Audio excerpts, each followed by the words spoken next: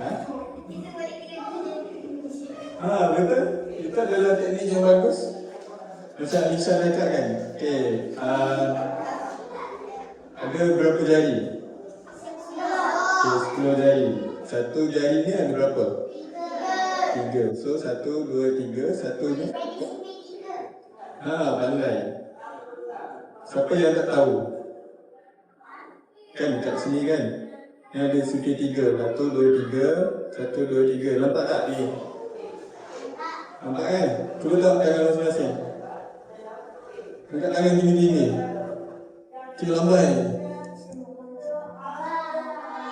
Okay, ni 5 kan?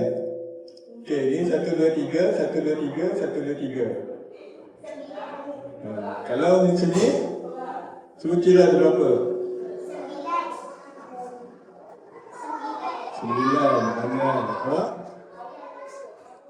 Berapa? Itu kira kan? Yang ni?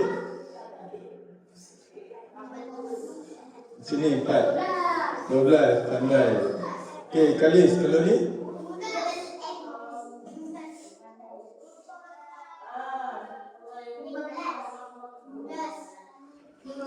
12. Kalau ni? Nafal. Berapa? Kelas ni 15. 15 dengan 12. 70. Pandai. Ikut tangan.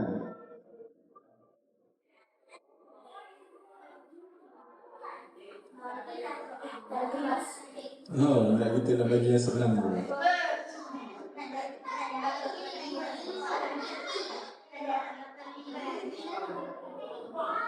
Ada pipi sekejap Ya.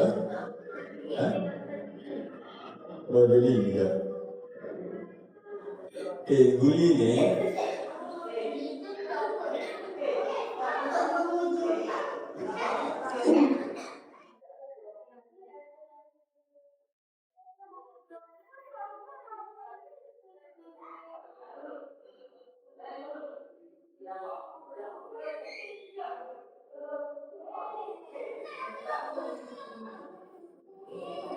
okay, siapa nak tahu kenapa cikgu buat guli? Teka dulu, teka. Apa?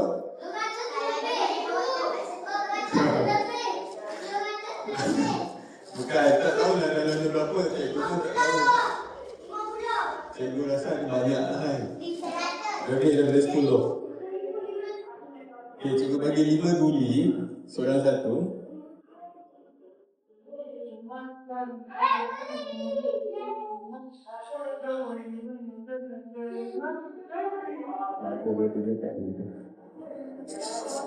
Ni guli ni cantik ni. Cikgu yang cari dah 3, 4, 5. Betul tak?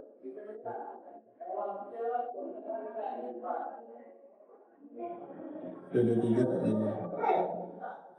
Apa isian? Tahu tak ada? Tahu. Orang tahu. Bila nampak badan tu nampak orang tahu. Mak masak tu tahu. Tapi dah sehat kan?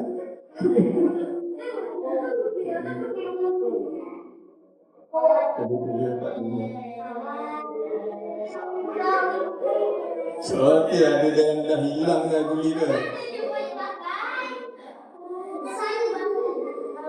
Aku 2, 3, 4, 5.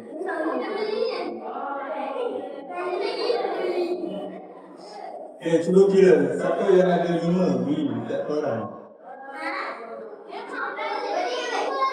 Ya, betul lah.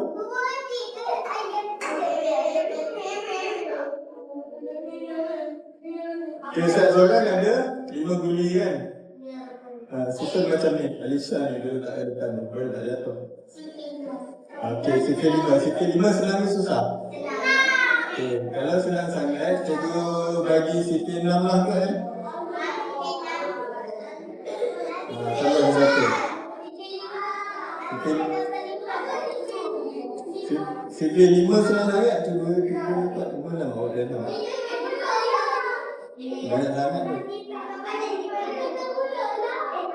Kita belajar titik 6 pula. Titik 6 senang lah, kita kena belajar dengan kakak pula. Bila ada banyak bunyi.